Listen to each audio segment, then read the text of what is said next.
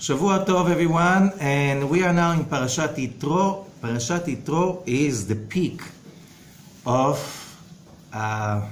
history of mankind. This is the time in which we got the closest possible to that place of Adam and Eve just before the sin.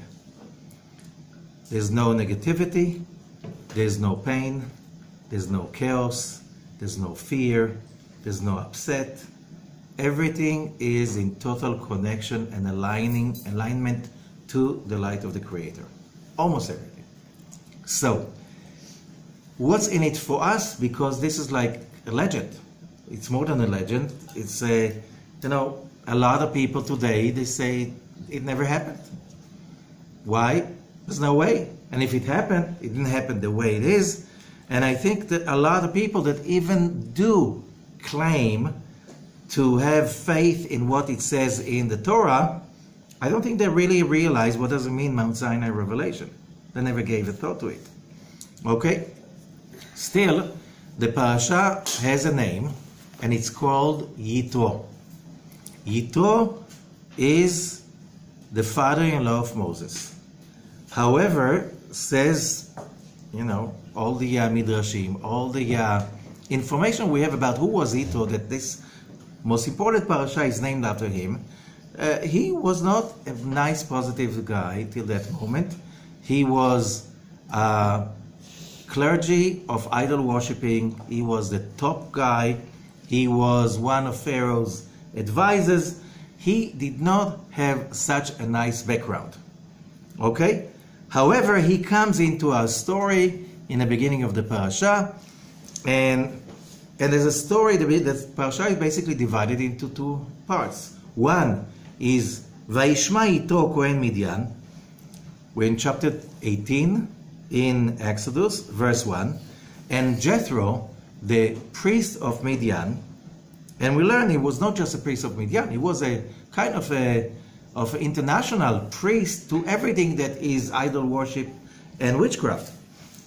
Okay, et kol asher asa Elohim leMoshe, et all what God did to Moses and to Israel Amo, ki hotzi Hashem et Israel miMitzrayim, that he took, that Hashem, Youdkevitch, took Israel from Egypt.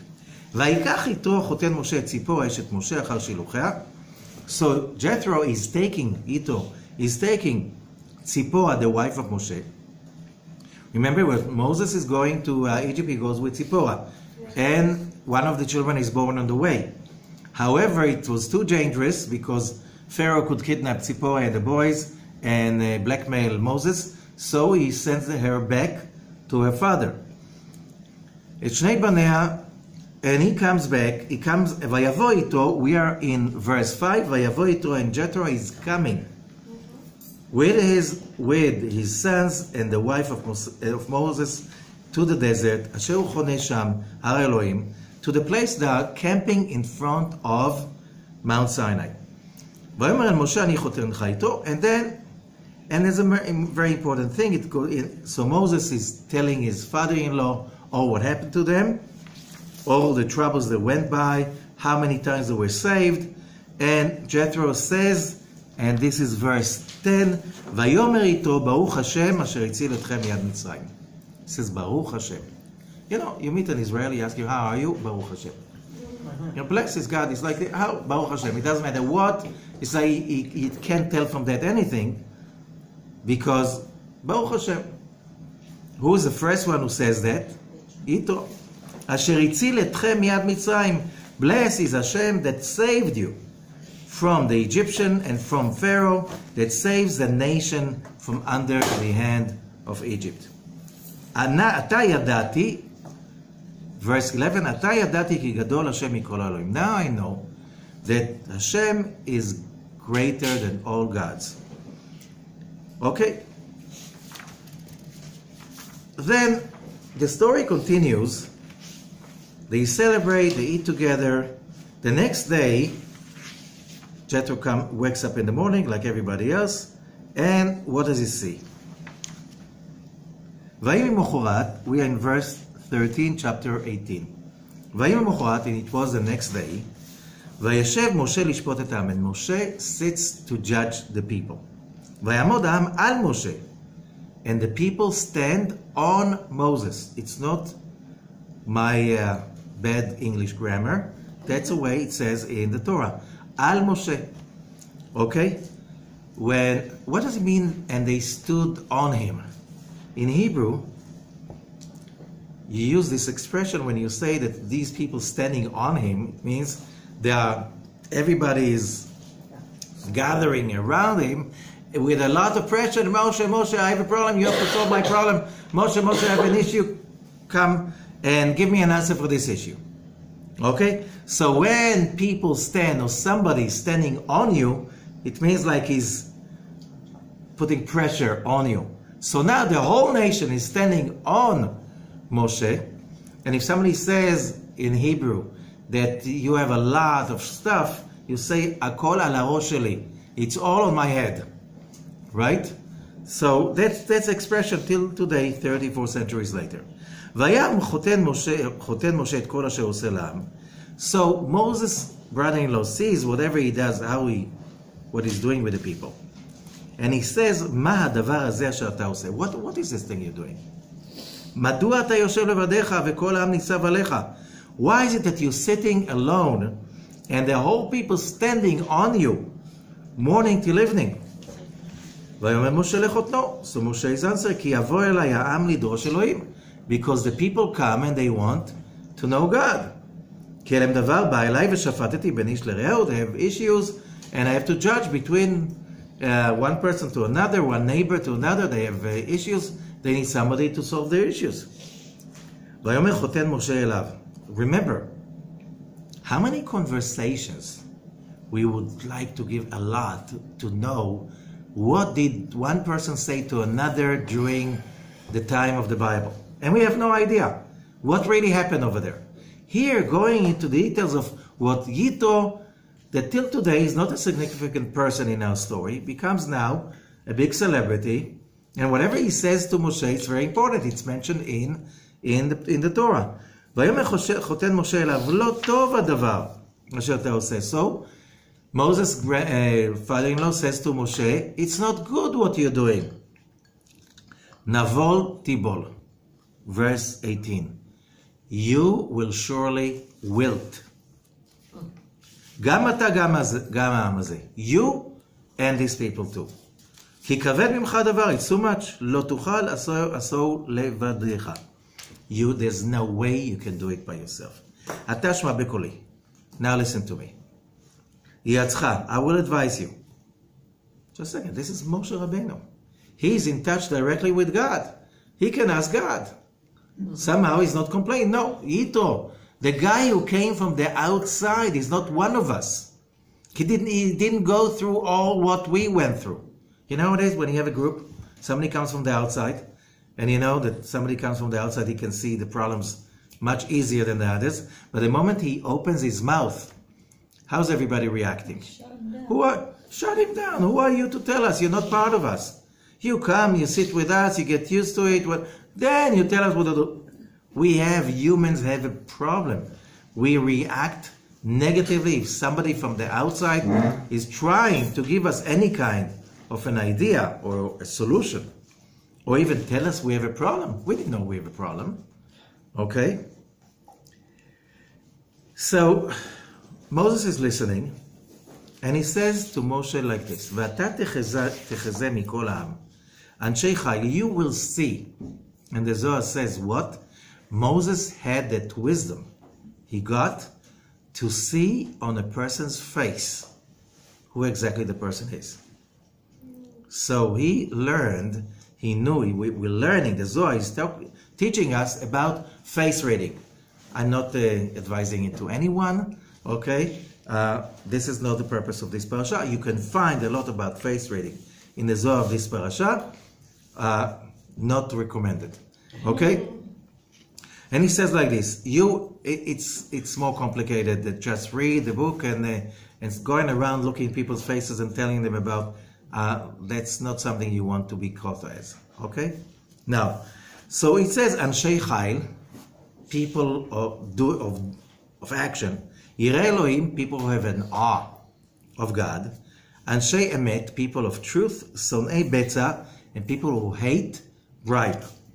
V'samta aleim sarei alafim, sarei meot. And what you do, you're going to divide the whole nation into groups of tens. Every 10 will have their own leader. Okay? The leaders themselves are going to create a group, and they are going to have a leader too. So you create a hierarchy. Okay? Vayakod hadavar, v'shoftu et ha'am bechol et. Those people, you will teach them. They will judge the people. They will teach the people what you're going to teach the leaders. Vayakol hadavar gadol yaviu olecha. The big stuff that they cannot deal with, they'll bring to you. V'chol hadavar katon yishpetuhem. The small things, they will judge. Ve'akel me'alecha. Make it lighter. Make it lighter for you. And they v'nasu itach, and they will carry the burden with you. That's basically rules of how to run a nation. Okay? אם את הדבר הזה תעשה וצבך אלוהים ויכולת עמוד גם כל העם, you do that, everything will be good. Okay. Okay. ויבחר משה, and then come, listen carefully. Verse 25. ויבחר משה אנשי חיל מכל ישראל. And Moses chose people of action, powerful people of action from all over Israel. ויתן אותם ראשים על העם. And he put them to lead the nation. What's the problem? What Yitro said, you should look. People are people of action and power. People have the awe of God. People of truth. People who hate bribery. He couldn't find these. He could find only people of action. People of power. People could be leaders. Natural born leaders. He found those. He couldn't find the others. Okay? And now we have a few questions. One question is, why is the Torah bringing this story before the biggest story of any time, Mount Sinai Revelation?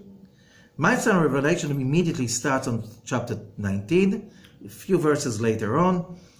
Verse 1, B'chodesh hashlishi letzet bnei Yisrael me'eretz Mitzrayim, and that's a story of coming to Mount Sinai, Moses going to God, okay, and all the preparation for Mount Sinai Revelation, and then the revelation itself, the 10, what is called by mistake, commandments, which is a lie. It never said commandment. It says, Es aseret ha-dvarim, the 10 things, or dibot dvarim, or speakings, utterances. Okay? Never says in any source, commandments. Okay? To make it worse, the word commandment in Hebrew is tzav. Okay? Both the Talmud and the Zohar says, En tzav ela avodah zarah. Doing things out of commandment, this is for sure idol worshipping. Why? Very simple.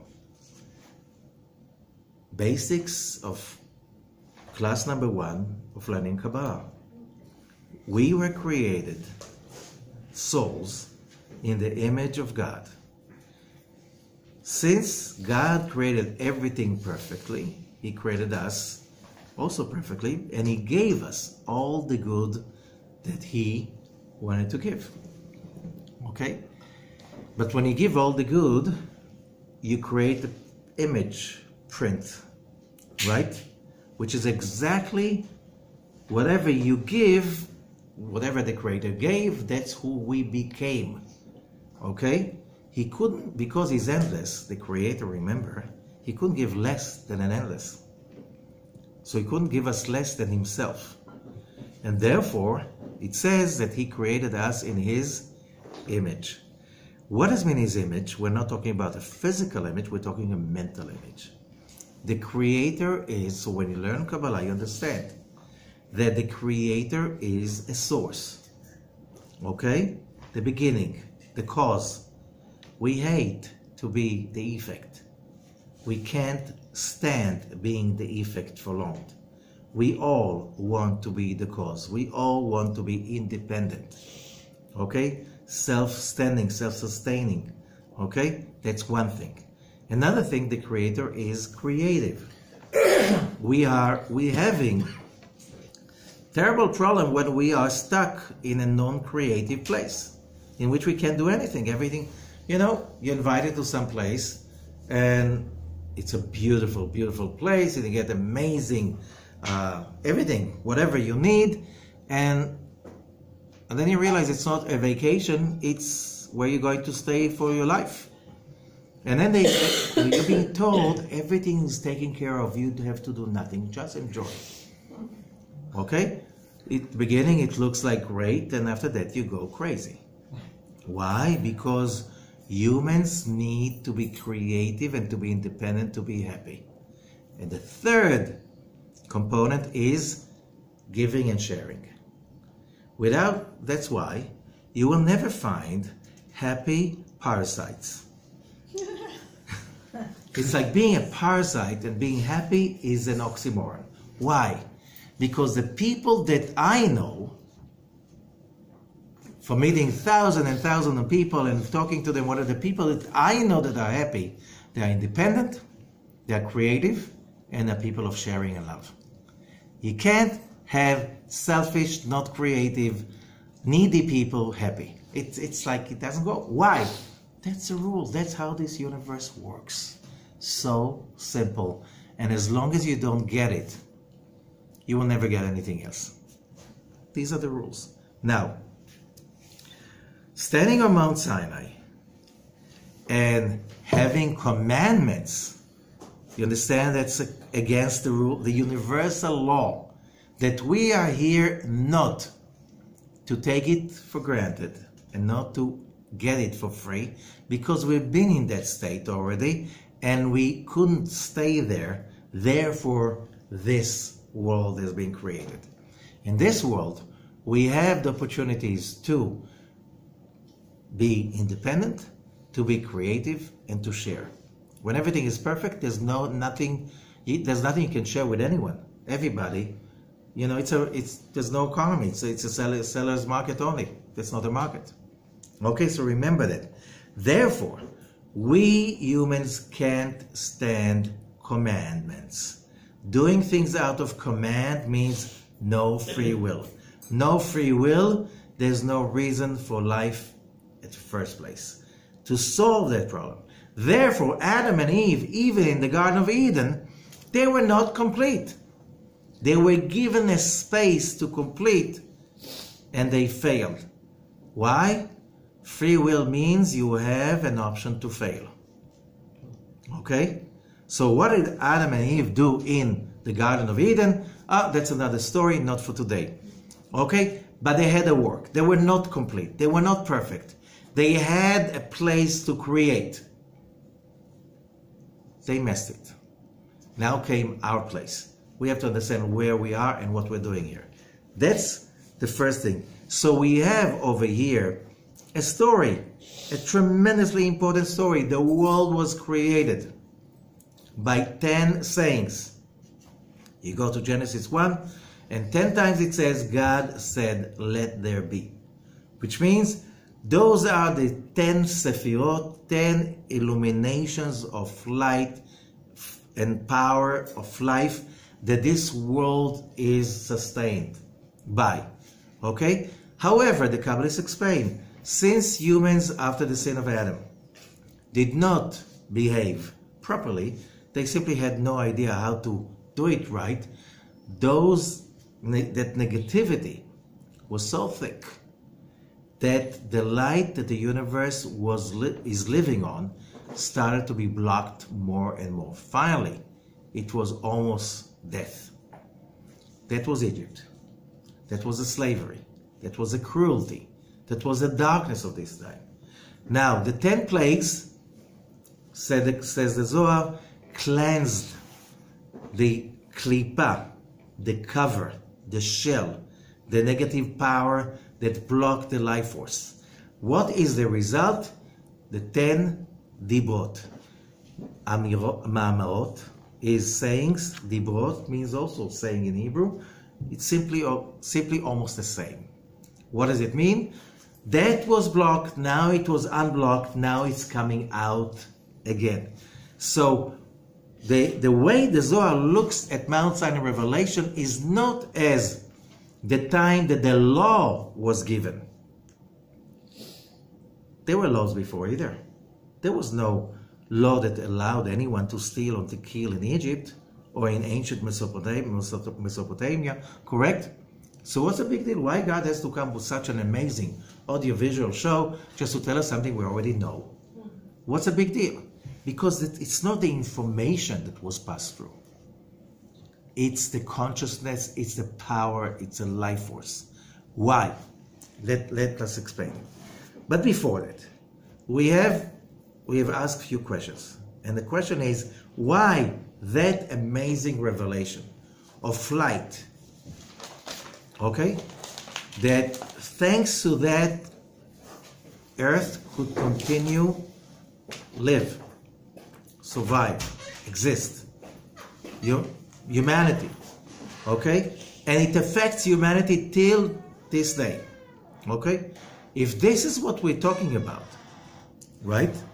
If this is what why calling the whole parasha after somebody who's out of the fold?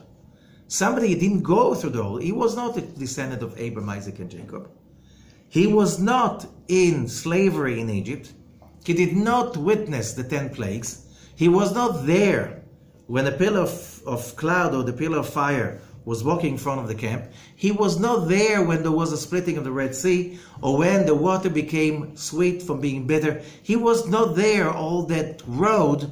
Now he comes and he gets, the front row. What's going on? It doesn't sound fair. Who are you? Oh, because you're Moses' father-in-law. It's like, you don't do that. So let's go back to the story. Whoever read the previous parasha could be really mixed up. On one hand, we had miracles of such magnitude that the world imagination is still getting excited when you read the parasha. The whole thing about the splitting of the Red Sea, which is huge, but it was not the only miracle. There were one miracle after another. Okay? And another problem is, why is the problem? Between every miracle and another, there is complaining, bickering, negativity, upset. And you're asking yourself, is there a cure to humanity? Because each one of us can take it personally. We can go through amazing miracles happening to us. Stuff we would never believe that can happen on the positive side. And when it happens, it's like, wow, there must be a God. He loves me. Everything is so great. 2 hours later. And I don't know if he loves me. I don't know why is he doing it to me. Maybe he doesn't like me. The whole stuff. And that's truly human nature. And Parashat Beshalach, the previous parasha, puts it up front to us. Here it is. Most people that I know, when I ask them the question, if you witness the 10 plagues, if you witness the fall of the Egyptian empire in front of your eyes, if you witness the pillar of fire and the pillar of cloud, and you watch and you experience yourself the splitting of the Red Sea, would you ever have a doubt about if there is a God? And most people I know say, of course not. Okay? And here the Torah says, don't trust yourself too much, because that's not a given. Why? Let's go back to the beginning. What did we say? We said there is a little issue. The issue is it's simple. We came to this planet, to this world, to this setup, in order to remove what is being called by the Kabbalists bread of shame. Nahama dichsufa, lechem bizayon. The shame of receiving God's light, the shame of receiving God's light for free. We can't stand it. We can't stand it. And therefore, we came to this world. In this world, we have, each one of us, a body. And that body has a brain, and a heart, and a liver, And all of these generate a lot of emotions that makes a big, big, big show that makes us see something else than what there is. Correct? And that brings us to the idea, to the understanding that most people are blind most of the time. I say most because it's everybody. Everybody is blind lots of the time. And most of it. We can't find in the Torah itself one person who saw it all. Even Moses made mistakes. Even Jacob, who saw it all, made mistakes. Okay? All the other prophets made mistakes. What's our story? We're not trying to be perfect. Why? We're not here to be perfect. We're here to perfect. If everything is perfect, there's nothing over to do anymore. Okay, go to heaven and then wait till everybody else is finished. Okay? If you're not ready, so you're not perfect. And what do you mean you're not perfect? The question is like this. You look at the reality, and I think most of you experience it. You can experience a miracle happening in front of your eyes, and you're in shock because not everybody realizes the miracle. Some people in front of the miracle happening continue to complain. But don't you see it's a miracle? Don't you see that's impossible? Don't you realize it must be the hand of God? Okay. This is to bring us the understanding, personal understanding. We're humans, and humans come to the world with heavy, heavy screens of emotions. And those screens of emotions are there to blind us. So in order for us to see the miracles and to see the light of God, we have to earn it. And earning means working for it. And what's the working for it? What's the definition of working for it? So we said we are right now in the 6 weeks of Shovavim. It's about how do we redeem ourselves from Egypt, our own personal Egypt, our own personal narrow place. And each one of us is going around with his own private Egypt everywhere. Okay? No matter how far you run away, your little Egypt goes with you. And it's little. I can assure you. It's a very little tiny. Because when other people look at us from outside, it looks so embarrassingly stupid and small and, embarrassing. But it's not embarrassing to us. Why? Because it has a nature of making it big. This is the problem all humans have. This is the disease all humans are inflicted by. Without fighting this disease, you're not even starting that process that is called life. You didn't even start because you're just a victim. You're just a victim, that's not living. That's dying slowly because everything upsets you, everything takes over you. Think about it. Jethro, after so many weeks, we are going to get into Mount Sinai Revelation, and Moses cannot find people of awe, people who hate bribery, people of spirit. He can find people of action, people are doers, people who can take responsibility. He can't find the other stuff. Why?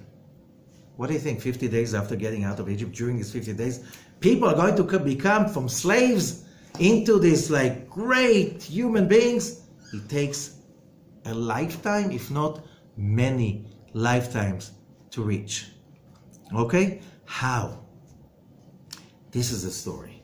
The story is not, oh God, why don't you make a miracle and take all the evil people away from my life? Okay?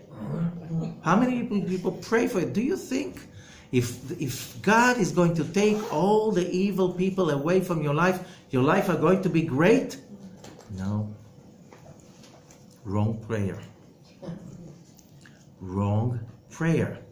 No wonder things are not getting better. You're aiming for the wrong goal. The goal is not to get the evil people away from your life. This is not what the story is about. Not at all. The story is about how do we take our own evil inclination, Yetzer Hara, whatever you call it, the dark side, and transform it into good. Why? When you transform your own evil into good, then ברצות השם דרכי איש גם אויביו ישלים איתו.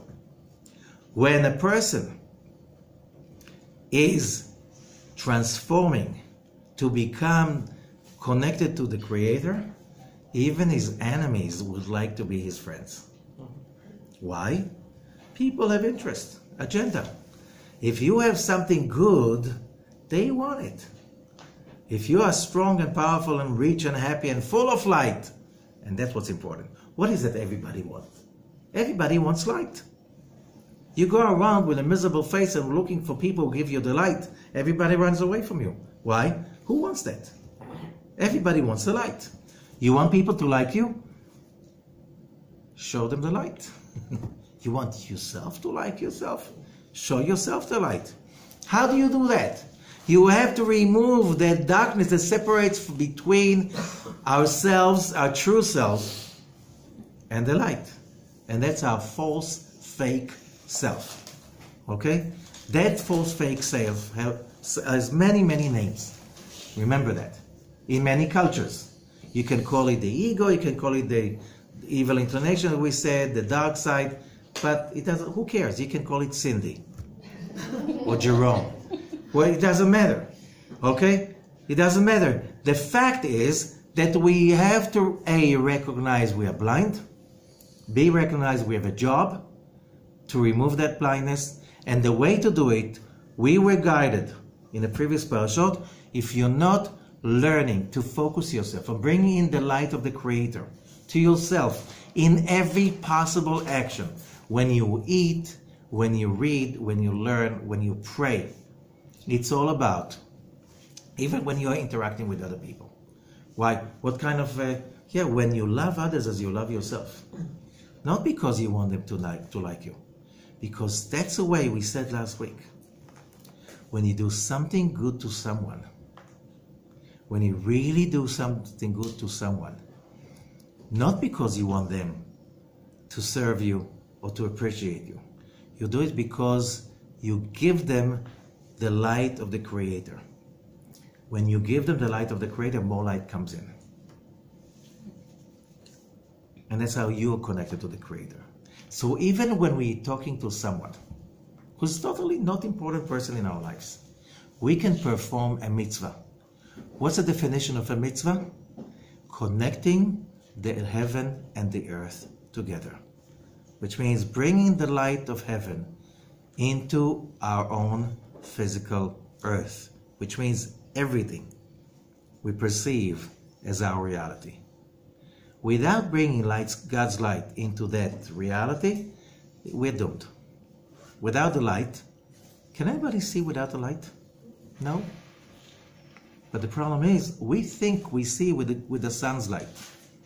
No, we see only with God's light. And to be able to see God's light, you need to want it. When you share with others, you share because you believe, you have faith. You can bring that light in.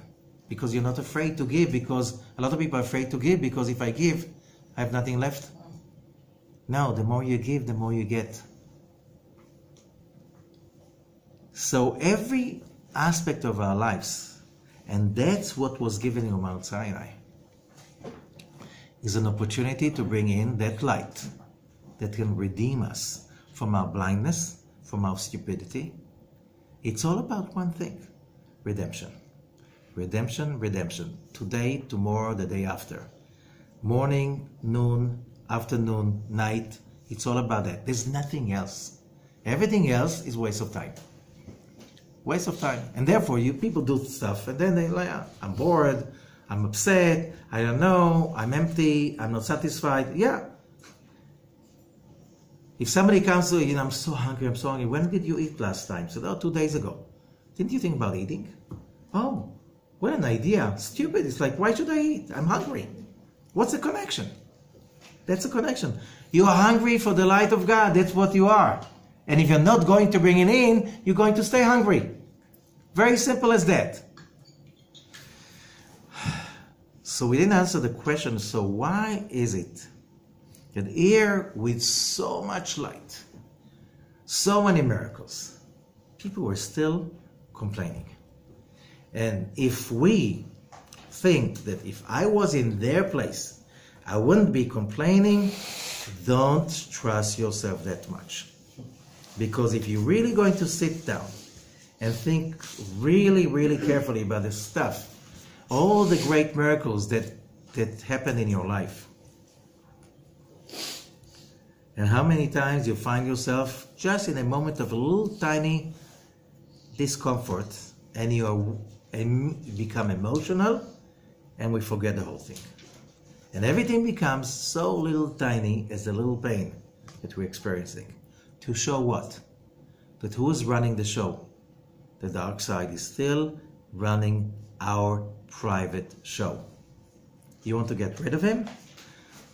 It doesn't matter how many miracles the Creator will go and do to you on the outside. The real miracle is the miracle we have to do in the inside. Look, here are the Israelites, all of these great miracles. You don't change that easy. You have to bring step by step. And one of the most important of them all, this is the story of Yitro. So here we read what the Zohar is saying. Why Yitro? Why naming the parasha after somebody like this? We're in the Zohar, Parashat Yitro, verse 9 in the Zohar of Rabbi like Perush HaSulam. ברזת הקדושה יהיו מלך. In the structure of the holiness, the rules of holiness, there is a king. וכהן משמש תחתוי. And under the king, he has a priest serving underneath him. בין לעילה בין לטאטא. Above and below. So above as below. Right? There is a saying like this. It melech לעילה דיור הזה דקודש קודשים. There is a king above, this is the Holy of Holies. ויהיו מלך עילה is the divine king. Under him, ותחותי יתרו כהן רזה דאור קדמה. And under him, there is the Kohen, the priest, which is the secret of the initial divine light. ודקה משמש קמי, and he's serving him. ודאי הוא כהן דקרי גדול. This is what is called the high priest. Sitra de Mina, this is the right side, the side of the light. It melech letata. There's also a king down below in the physical world. Dehu kegavna dehu melech ilah. He is like the king above. Dehu melech al kol letata. He is the one who rules everything down below. Utchotei it kohen dim shamesh lei, and he has under him a priest that's serving him. Under him.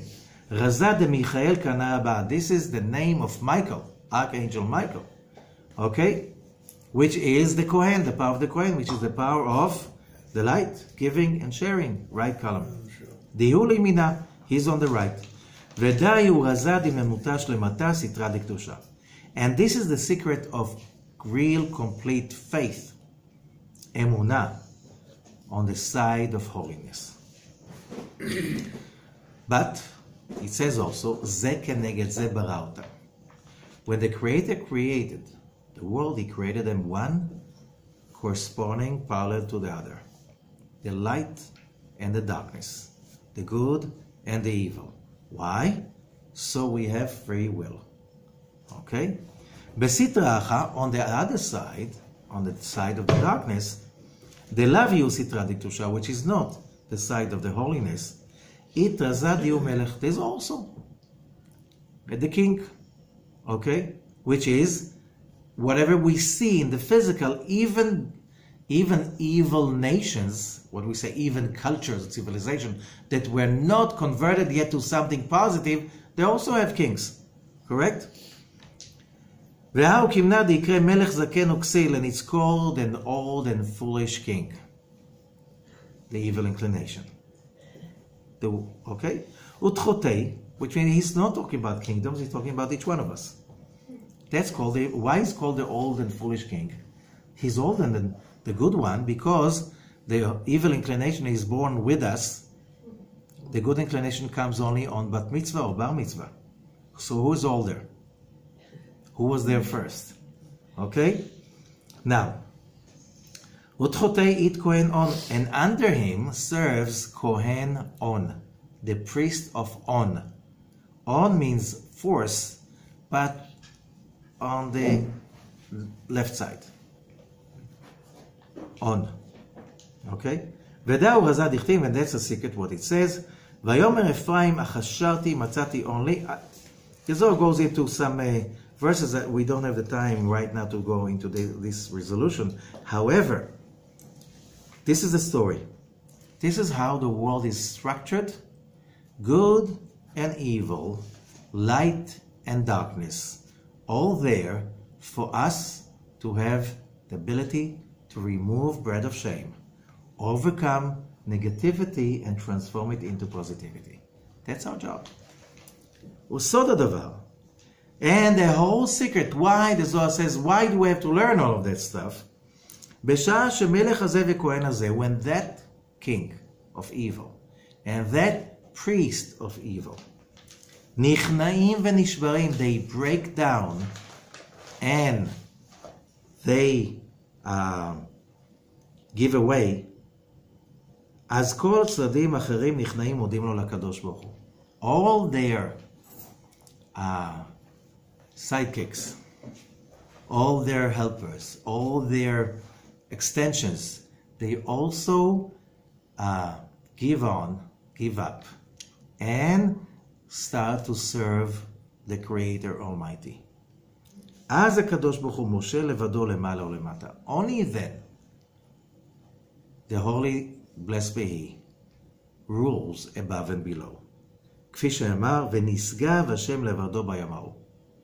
That's from Isaiah 2. And God will be stand supreme by himself on that day. What do I mean by himself? No competition. Today we have competition in our brain, every moment. Whose voice we're going to believe to? The voice that bickers, that get upset, that get afraid, they get to find why I can't, we shouldn't, it's not the time. Oh yes, it's the time just to do whatever you know deep inside, it's not good for you, right? Logic, remember, logic and our eyesight, it's all about who is taking that information and process it, right? 10 people can stand, 100 people can stand in front of the same event. Each one of them sees something else. Why? We have a brain that processes it, but it's not a brain, it's the voices inside. Okay? Some people will always see the good side. Some people will see only the bad side. A lot of people see, yeah, that's not for me. You know, all people, and if you know a person very well, you know how would they react. Does that mean that they have a free will? If you know how they will react, it means they don't have a free will. How many people we know that they know us and they know how we will react? Does that mean that we have a free will? It means that most of the time we don't take that opportunity of free will, and we usually react in a very predictable way, which means we listen to who? To the king and the priest of the other side, of the dark side. A lot of the times, too many. Okay, that's why we're still here. Now, when that side is succumbed to the light, that is the purpose of creation. The purpose of creation, as we learn, is not to get rid of darkness or dark people or evil people. There's nothing evil. It's only good in the preparation. We're now celebrating the holiday of Tu B'Shvat. When the fruits appear on the tree, are they already delicious? No, they are not delicious. They are delicious only at the end. They can be many times poisonous and very bad for you if you try to eat them up before time, correct? Does that mean that the fruits of the tree are evil? But they're not good for you. Are they evil? The answer is no. They're not evil. They are in the making. You don't show a full half the job, correct? So we're in a big chulent pot. It's called planet Earth. And things are being cooked and cooked. And when you see stuff, you have to remember that our job is not to put the bad guys away and eliminate them. Our job is to transform what is evil into good. Because finally, all evil is going to turn into good. Okay? Except for, there is illusion that there's nothing over there. But everything has a purpose. Everything has a purpose. Our job is to reach that state of mind that there is a purpose. Now look at that and see how important it is. So, says the Zohar before. So what is the purpose? So the king of evil and the priest of evil, they surrender to the light. Not that they get extinguished. You want to receive Mount Sinai revelation? You need that your own Yitro and Pharaoh will succumb to the light, will surrender. You can't get rid of them. That means death. Getting rid of them means to die. Okay? Is to turn them, to convert them into positive. Now, remember that. And we have that in mind, that basically life is not about becoming better by just throwing away all what's wrong. It is by transformation of what is not so right, what is not so ripe. Okay? Only when you get that, you are ready for the revelation. Only when you get that. Now, how the story of Yitro is connected to that. So Yitro is coming to Moshe. And the first thing he says, Baruch Hashem. He's converting. And when the Zohar says, when somebody who's known all over the world as the big guy, the big kahuna, the high priest of all idol worship, and this guy comes and says to Moshe and Am Yisrael, all is wrong. I was making a mistake one after another all my life. With all my study, all my wisdom, and all my experience, I found the truth.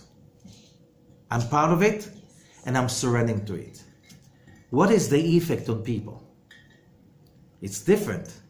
If there's somebody that the guy is a fool, he never knew anything, never read anything, he saw a lot of people getting excited, he comes and he gets excited himself he gets excited too.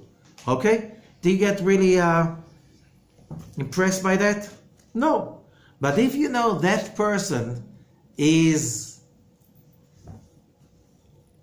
has a word, he has a say, correct? The guy's an authority. All over the world, Pharaoh is using him to be his advisor. One of his top 3 advisors was Yitro. And now that guy, who's considered to be the top authority of all religions on earth, comes to Moshe and Am Yisrael and says, I'm with you guys. Finally, I found the truth. Okay? Of course, this is a big PR event, correct? Okay, but let's say I'm not an authority. I'm not one of these people that the whole world says like, wow, this guy is tremendously famous for this and this and this, and he comes and says there's only one God. The God of the Torah. Let's say I'm not that person. What's in it for me? What's in it for me? And the answer is what Yitro is bringing us over here. Yitro symbolizes what we say is the evil inclination, correct? Is the high priest of the evil inclination. The big kahuna of the evil inclination. And we know that we worship our evil inclination almost all the time. How? Look, what gets people more excited? Good news about people or bad news about people? You know, once in a while somebody is trying to print a newspaper that is only good news. Nobody buys it. It doesn't sell. So who is everybody worshipping? Bad-mouthing people or saying good about people? What goes much faster? Bad-mouthing, right? Bad stuff about people. Did you hear that person? Did you hear that person is such an amazing... And that doesn't sell, right? So people worship evil. They worship evil. They worship evil news. They worship bad-mouthing people. All of that stuff. Okay? That's if you call the media today and the internet today, it's all about that. Most about it. Okay? That's worship. People put a lot of energy into it. Now, Yitro is coming to Moshe. He says, I know how to do it. Why? I know how to do it wrong. I know how to do it right. Right? When somebody knows how to poison people so well, he must know medicine. When this guy knows wants to heal people, he has better tools than others. And he says, the first idol worship that we all bow down to is what is our people thinking about me. How much energy do we give to it every day? What do they think about me? What would they say about me? How much people are willing to pay to learn what people say about them behind their backs? Okay? Says Yitro, it's all starting from that. That's the biggest idol worshiping. So you know what? It's working so well for the dark side. Let's transform it to the good side. And that's how we learn from Ethics of the Fathers. Aseh lecha rav ukneh lecha chaver. Make yourself a teacher and purchase yourself a friend. And the Mishnah is explaining, and Rabbi Ashlag expands on it. The most important choice a human being has is to choose his environment. Who are the people that are your friends? Who are the people that you listen to what they say? Because when you see these people, hear these people, I'm not talking about watching them on YouTube. Why? Because on YouTube, nobody knows that you're watching it. So what if you heard something wise on YouTube? When you watch that with other people and you watch it together, then there are consequences. Why? You say that you believe in such an idea, and then your friends will ask you, so why don't you behave this way?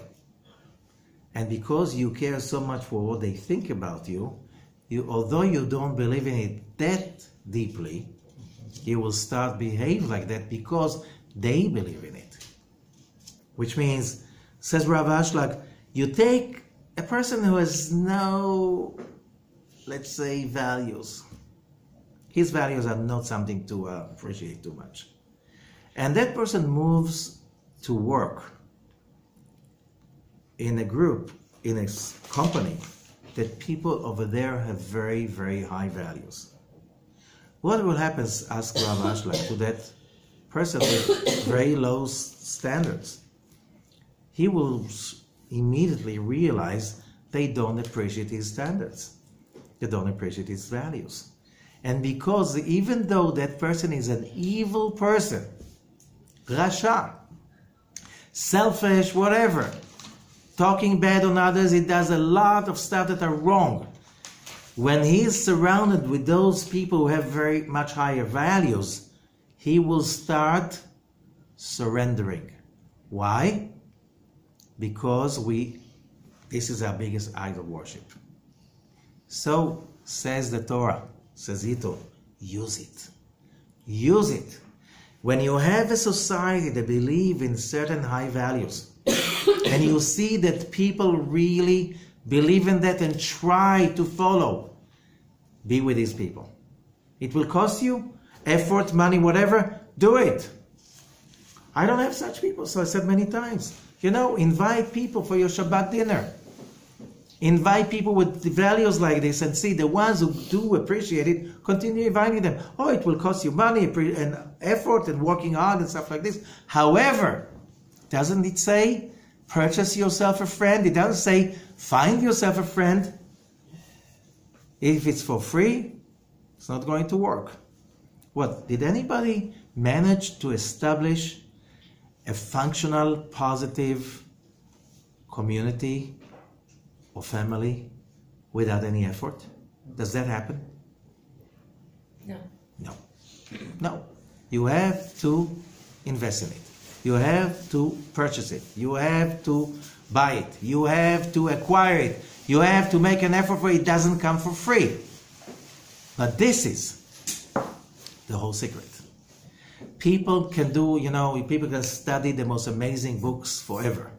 But if they are surrounded with people who are greedy, people who have no values, whatever, that's not going to work. Rabbi Ashlag is saying, you know what? Let's say you can fight it. All that energy you waste on keeping yourself balanced, you could put and invest in becoming bigger, stronger, and more positive. Only when they agree to that, now they're ready to get the law of Mount Sinai.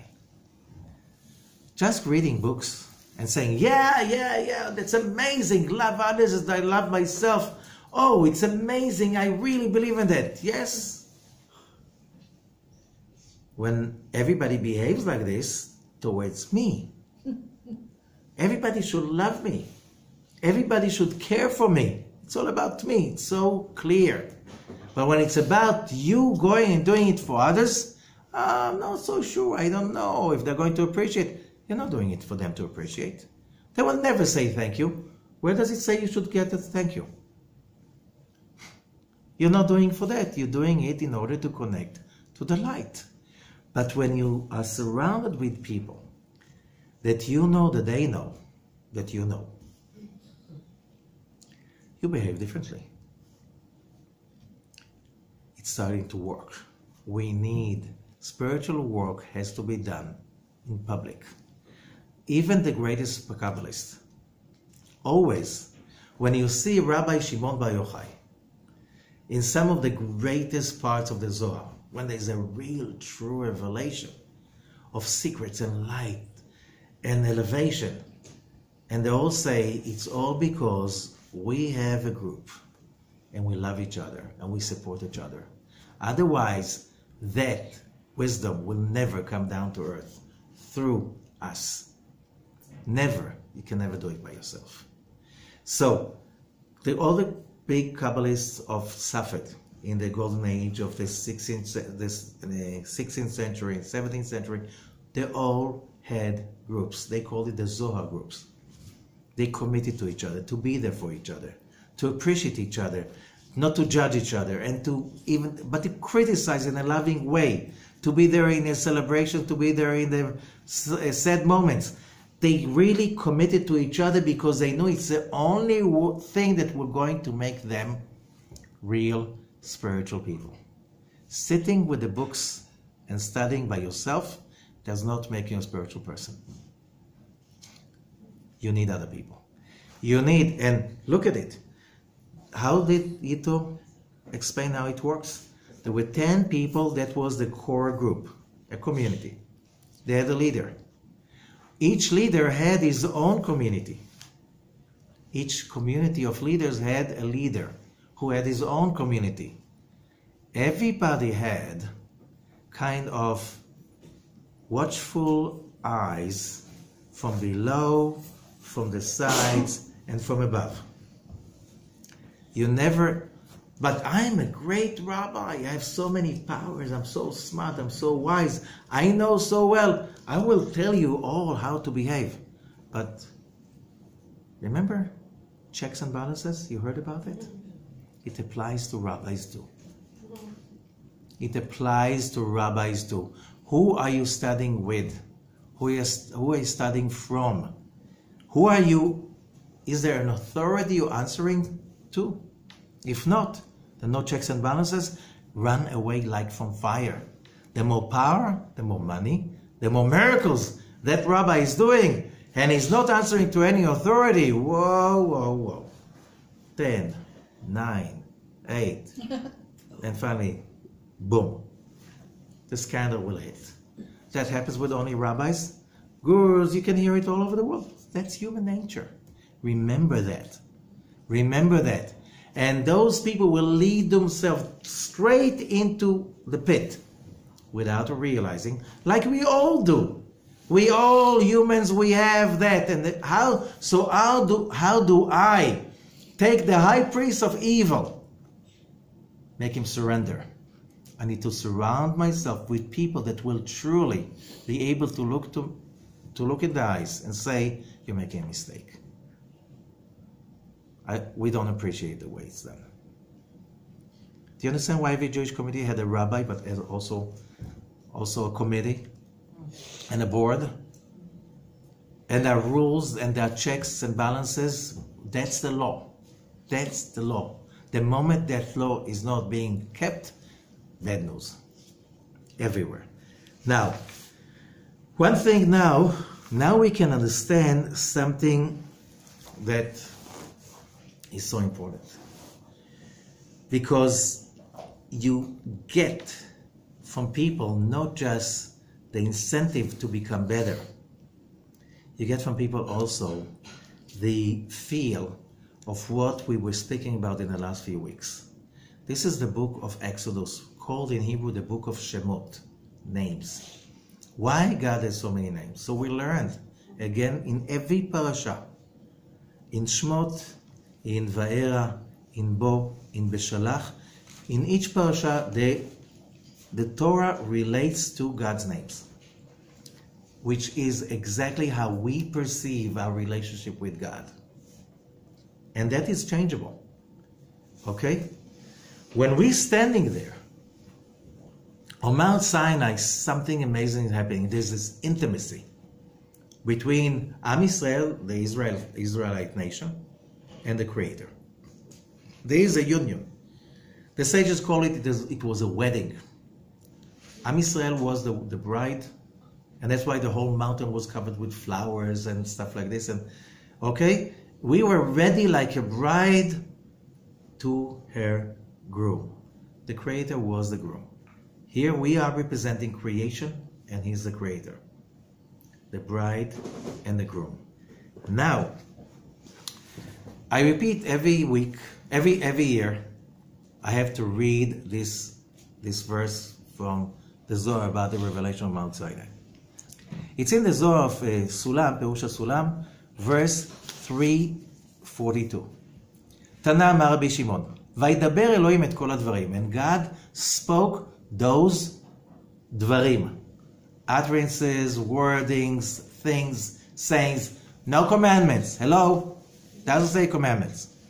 Okay? The moment you hear, these are the commandments, where does it put you? You have a teacher, a mother, a father. Somebody said, these are commandments. Where does it put you? In a low place. In a lower place. These are the dvarim. Rabbi Shimon says, what you hear in the Torah, these are advices for the person to complete his or her soul. Advices? Who gives you advices? Somebody who cares for you, somebody who does not patronize you, correct? I'm talking about real good advices. Somebody who's not trying to oppress you, correct? Or coerce on you. And now, we'll finish with that. Amar Rabbi Shimon, so God spoke those words, וידבר בגין לחזה מילין, תתנה בשעה דקודשה בריחו יתגלה, when the Holy Blessed Be revealed himself. ושרי למללה, עילאין ותתאין התחלחלו. And he started to speak. the upper and the lower worlds shook up. ונפקו נשמותיהם בישראל, and the souls of the Israelites left their bodies. ותנא, ההוא מילה, הווה טס מלילה לטאטא. Every word could be seen flying from above down to below.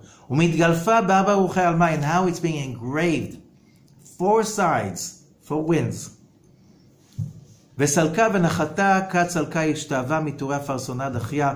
And there's an amazing description of how every word is like animation.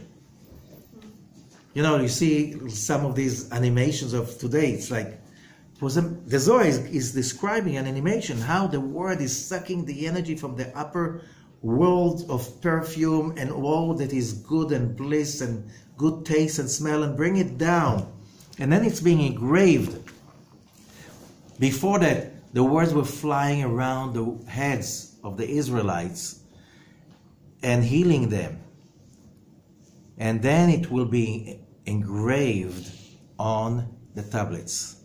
בלוחי אבנה, וכן כל מילה ומילה. And listen carefully. כל מילה ומילה, אמר רבי שמעון, every word, הווה מליה בכל עינון טעמים. Every word was full with reasons, explanations, understandings. בכל עינון מילים גזירין, אגרין ועונשין, רזין וסיטרין, כאסקופה דה, דהי מליה מכל העינים. All when it was engraved.